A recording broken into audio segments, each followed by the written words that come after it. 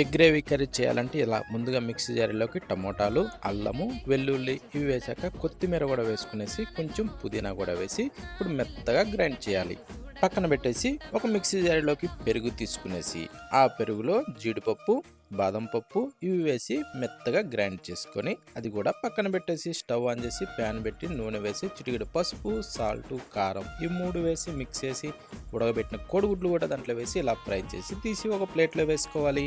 ఇప్పుడు అదే నూనెలో కొద్దిగా జీలకర్ర వేసేసి పచ్చిమిరపకాయలు, ఉల్లిగడ్డ ముక్కలు వేసేసి ఇలా బాగా వేగనిచ్చి స్పైసీ తగ్గట్టు కారం వేసుకునేసి ఆ తర్వాత కొంచెం ధనియాల పొడి,